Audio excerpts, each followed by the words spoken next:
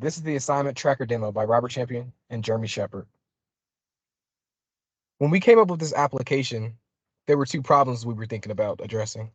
One was that the students have a lot of issues and things already demanding their time and attention that are very difficult for them to pursue given the difficult, rigorous courses they attend. Also, the second, organizing and tracking those assignments, which can sometimes be even more difficult than the coursework themselves.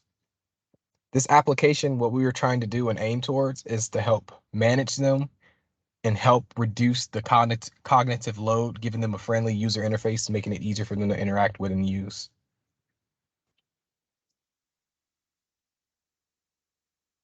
The design of the application is somewhat similar to a post-it board, or as you would say, post-it notes. We have applications that allows you to have post-it notes in yellow, green, and red. Red applications are applications that are things you haven't started yet that are pending.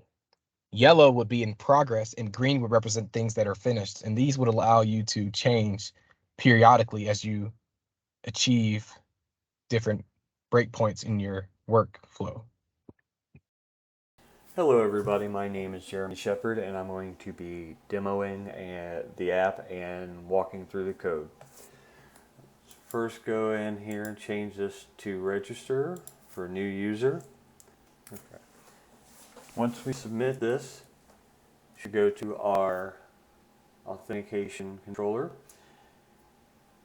We've hit authenticate, and the first method is the authenticate method that we get from our services for authentication. Then we're going to save a new user from the data in the DTO. The first step will be to get the username, then to get the password and encrypt it, the first name, last name, and then it will save to the user repository. And once that completes, it will get the user token. We're using JSON Web Tokens, JOTs, as a stateless form of authentication for this application. And once the user is created on the front end, I have it automatically call the API to authenticate the user once they're created.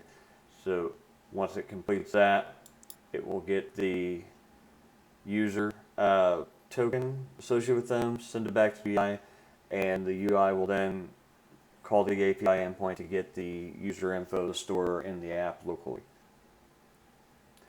And now it's at the send user endpoint, getting the user, the authenticated user information to send back to the UI.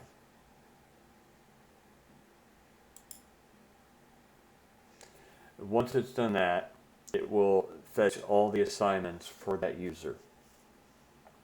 It gets the username from the token, and then does a lookup in the assignment service, fetch user assignment that will look for that user based on username. It will pull it from the repository, and then it will send the information into the data access object to be able to retrieve by ID.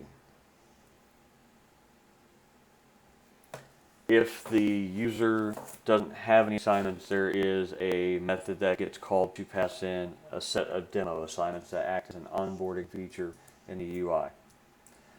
And here we have 3 of them. It shows each state of the assignment: pending, in progress, complete. The little subnotes here are essentially information about it. These are example assignments, demonstrate the UI. The controls on these are currently disabled. There are no controls available to interface with.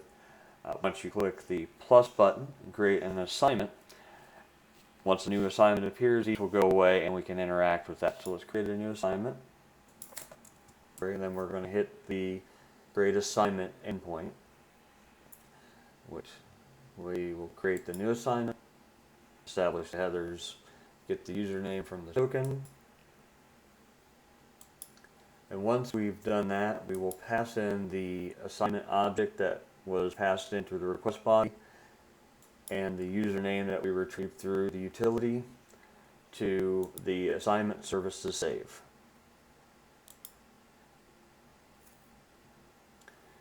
This is where it does the lookup for the user repository.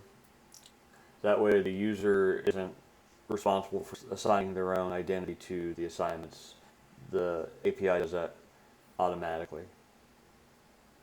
Once that happens, we go back to the fetch all assignments API from the UI, at which point it will get the list of user assignments. And we should have our brand new assignment. The other ones have gone away. And I'm going to hit the control here to bring up the update dialog. And I'm just going to change the status to in progress and submit. Once we've been verified, we go to the update assignment, substantially similar to the create assignment. We get the found assignment, we search for the assignment by the ID that's been passing through the request body. Once we get that back, we get the username from the token, and then we wrap the update with a conditional, basically verifying that they are the same assignment. So if the IDs match between the pass in and the fetched assignment, that gets passed into the save service. Okay. And our assignment should be updated at this point. So we can now delete it, which brings up the confirmation dialog box. We hit that.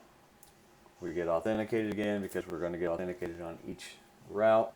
Okay, so we hit the delete endpoint. We're going to get the username from the token. I'm going to pass that into the assignment service delete method along with the ID of the assignment.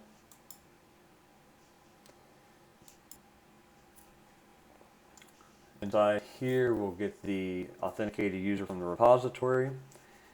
We will get the assignment from the assignment repository. We will compare that the assignment user and the authenticated user are one and the same, that they own the assignment.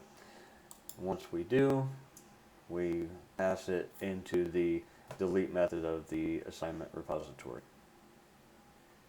And at this point, the list will be empty, so we should have our demo assignments back on UI when we complete those. Okay, and at this point, I can sign out, which will remove the stored JSON token or JOT, and then remove the user from the user interface